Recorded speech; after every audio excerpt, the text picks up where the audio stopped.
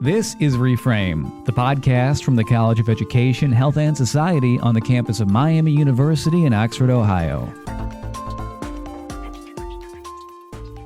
For many of us, drinking sugar-sweetened beverages can be a daily ritual, but increasingly, public health professionals are showing a growing concern over our consumption of these drinks, especially when it comes to children. Reports from the Department of Health show that for each 12-ounce soft drink that children consume per day increases their likelihood of becoming obese by 60%. Sweetened soft drinks are also associated with nearly a 100% increase of cavities and tooth decay, and they can also lead to much higher risks of heart disease and type 2 diabetes later in life. So today we have two Miami University public health researchers who are here to discuss some of the changing cultural trends around the ways we consume and view sugar-sweetened beverages, as well as how parents can help their children make more healthier choices overall. My name is Paul Branscombe, and I'm an associate professor here in the Kinesiology and Health Department, in specifically the area of public health. And a lot of my research right now focuses on, a number of things, but the main drive has really always started and is childhood obesity prevention. So my name is Paige Kieser. I am a master's student in the Department of Kinesiology and Health. I work very closely with Dr. Branscombe and then also Dr. Philip Smith. My research focus right now is on sugar-sweetened beverages and parenting practices and how those go hand in hand, how that affects all of that. I also do have an interest just in children overall. I've worked at a daycare in my hometown for the past 6 years, so I've gotten very close to some of those people, and they will end up being part of my research study that we're going to talk about. Thank you for talking about this topic today. When it comes to sugar-sweetened beverages, it seems like there's much more of awareness today about the health risks or how they might not be so good for us, especially if we overconsume them. What's like the big headline? What do we really need to know? When we talk about diet and certain foods and drinks, there are no technically quote-unquote bad foods, right? Like all foods is at least what the Dietetic Association talks about. All foods can be part of a healthy diet. The goal is that we want to balance, the foods that we have. So when it comes to sugar-sweetened beverages, I wouldn't say, for example, that like they're dangerous or that it's a bad thing that you should definitely stay away from. I think that's kind of taking it a little too far. Like I would definitely say that about smoking, right? Like smoking, cigarettes, and now with vaping, those are dangerous things. But I always kind of say there's a caveat that if you're really to ask dietitians, if you were to just allowed to say like one food or drink could be labeled as unhealthy, that, in general, just stay away from it. I have a guess that it would probably be sugary drinks, sugar-sweetened beverages that really, it's a source of calories, and that's about it. Like you don't get much other, nutritional value out of it. So, Paige, what are some of the reasons why you think this is an interesting topic to study? Just working with Dr. Branscombe so closely, since I have an interest in kids, we were kind of trying to come up with a topic like what is really hindering child health today, what is leading to like child obesity overall, and this is something that he's very familiar with. It was also something that the daycare center that I've worked with for so long was interested in learning more about, and trying to reach their parents and figure out, what are parents doing, what are they willing to do, what are they not willing to do when it comes to sugar-sweetened beverages in their child's consumption. When you talk about there being no quote-unquote good or bad foods, that kind of makes sense. Like if you see sugar-sweetened beverages, in the context of like a dessert, like sure, have one every once in a while. So is that really what the concern is, like the rise of frequency and volume and even the age at which we consume these? I would say, yeah, definitely for children. They bring juice and chocolate milk and things like that, things that are sweetened beverages for breakfast, for lunch, for their snacks, and you hardly ever see them drink anything that's unsweetened, such as just plain water. It doesn't necessarily have to be soda. I would definitely say that that's probably the one that you're not seeing them drink as much. But people sometimes forget that juice and Gatorade and things like that still have a large amount of sugar in them, and that they are sugar-sweetened beverages. Right. That seems to be the one where sodas, people are becoming more aware of. Maybe that's not as good, but there's all these other things that fit the bill, right? I think overall you're exactly right when it comes to things like soft drinks, like the pops and the sodas. Though actually, they're starting to find that the overall sales of those are starting to decrease a little bit. But other categories that are increasing are the sports drinks, energy drinks, and I think coffee drinks was the other one that was kind of increasing. And so what I really kind of equate that to is, first off, there's a little bit of a stigma definitely around that's starting to become a little bit more socially acceptable to have this stigma around soft drinks. At the same time, due to like really good marketing, they've been able to kind of convince us that sports drinks, on the other hand, aren't maybe as bad. So even though you look at a food label and they would have a very similar level of sugar, for example, for some reason, they've been able to market it such that people equate the full sugared sports drinks as being healthy, or something, if you're an athlete, you should have, or you should, attribute it to being an athlete. So it's really kind of an interesting phenomenon that's happened. This idea that the public awareness can shift. They've learned some lessons. I feel like these beverage manufacturers have been burned a little bit through groups vilifying some of their products, and so they're learning that, okay, how do we create new products that addresses the concerns people had, but maybe still contain sugar and that people will buy. Can you speak to how this intersects with public health for people who are studying it, or for people who have careers in this field? Is this part of the job? I mean, are they responsible for educating people who are unaware of the differences between these certain products with these sugar-sweetened beverages, for example? Like, how does that look for people who are in this profession dealing with these issues? Yeah. So, in public health, we do a lot of things.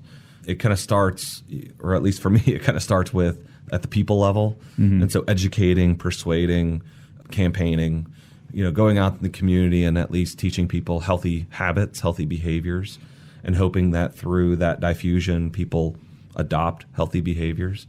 But in public health, we don't just do individual level approaches. We also do things like advocating. And so, yeah, public health people are always part of the conversation when it comes to whether or not communities, states, federal government is going to put bans on certain things or just regulate certain products. Mm-hmm. Public health officials are involved with sort of all these steps, right? Mm-hmm. In public health, we oftentimes talk about the ecological model.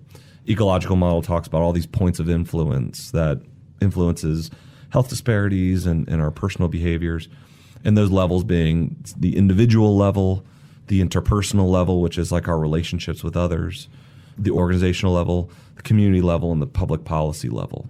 And so public health officials tend to be thinking about interventions and ways to get involved at all those levels. I wonder, Paige, how does that align with what you hope to do with your career? Finding ways to change behavior is like the overall goal. We focus on interventions and like what functions of interventions work best, whether that be just educating people, like how do you ultimately get them to change behavior? So what are some of the research studies you've done in this area, and what have been some of the key findings? Yeah, so I wanted to start working with parents because they're the natural gatekeepers, right? They're the ones that are in the homes, they purchase the foods, they model, behaviors in front of their kids. And so if you're going to really want to impact the kids, it's important to educate and persuade them, but also important to get to their parents.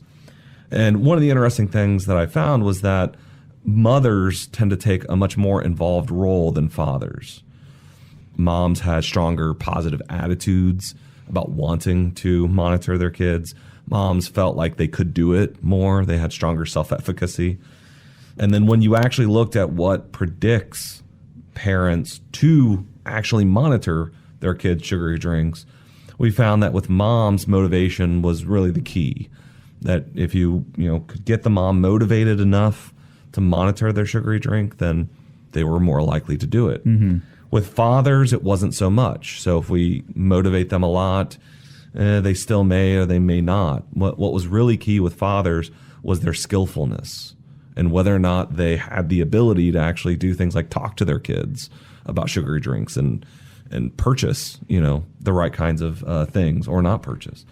And so that was a really interesting dichotomy that we found with what sort of leads moms versus what leads dads to monitor, that there's actually these two different things. So from a public health approach, when you think about intervening, what might work for moms, interventions that might work for moms might not work for dads. And I know there's a brand new research study that you're involved in the middle of right now with sugar-sweetened beverages. What's this new study all about? What does it entail, and what are you hoping to learn? In the past, we've always looked at parental monitoring as a sort of broad behavior. But when you think about what parental monitoring sort of involves, there's a lot of things that are involved in monitoring that you can kind of start to pick apart. And so as Paige and I started to kind of look at different ideas to how to further this area, we started thinking about the idea of monitoring and how could we look at it from instead of a broad but more of a specific standpoint. And so we looked at this framework developed by Susan Mickey, a professor of health psychology and the director of the Center for Behavior Change at University College London, and her team. And what they did was they developed this system called the Behavior Change Wheel. The Behavior Change Wheel is a guide that gives anyone who's trying to help behavior change happen in a population, it gives them a framework to kind of go by. And so what we're proposing to do is look at parental monitoring of sugar-sweetened beverages from the vantage point of these intervention functions. So whereas these intervention functions are more what a public health practitioner might do in a community with a group of people to change their behavior, we're trying to take those principles and transform them to how parents might interact with their children to potentially get them to change their behaviors. So Susan Mickey's Behavior Change Wheel identifies 9 different intervention functions. So you have education, persuasion, training, coercion, incentivizing, modeling, restriction, environmental restructuring, and enablement. So we've kind of taken all of these different intervention functions and operationalized them using the reasoned action approach from Martin Fishbein and Isaac Agen, trying to find out what attitudes, intentions, perceived behavioral control, and norms that parents feel about these 9 different intervention functions. So the focus is on children aged 2 to 5 at the daycare that I have previously worked with, and trying to understand what parents are currently doing, what they're willing to do, what they're not willing to do, so that we can kind of find an intervention function out of these 9 that would best suit them for an intervention to limit their child's sugar-sweetened beverage consumption to no more than 8 ounces per week, which has kind of been a recommendation throughout the literature review that we've done.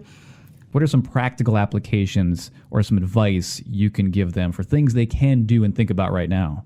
There are definitely some tried and true things that we tend to promote, things like modeling. Modeling is something that should start very, very young, where the behavior kind of becomes faded into the background, where it's not something that we're actually focused on, that we're trying to promote, but through the practice of modeling, it just becomes a normal thing. Like there may be things that you think about, like brushing your teeth. Like we're not really always focused on us as adults to make sure we remember to brush our teeth. It's something that we've created a habit that's been through very likely modeling as very young. We see people do it, and we sort of instill that as something that just becomes part of the background, part of who we are. I mean, modeling is always going to be there, but what really would be a good factor is kind of yet to be seen. Is it better to just restrict certain things in the house? Or is it better to educate or persuade? At this point, I'd say a little bit of everything can't hurt. Education is always going to be important, that people have to know what it is you want them to do if you expect them to do it. But we know education alone is not enough to get behavior change to happen. And Paige, future plans? What do you hope to do, or what would be your ultimate goal or dream job that you'd like to do after graduating? I have looked at things around the Columbus area, working with their Department of Health, just seeing what's out there. My ultimate goal would be to end up with the CDC, Centers for Disease Control and Prevention, in Atlanta, Georgia, just working either like as a health analyst, intervention planner, public health program planner, something in that realm. All right. Well, good luck, certainly. And with that, Paige, Dr. Branscombe, thank you so much for being on the podcast today. Thank you. Thank you.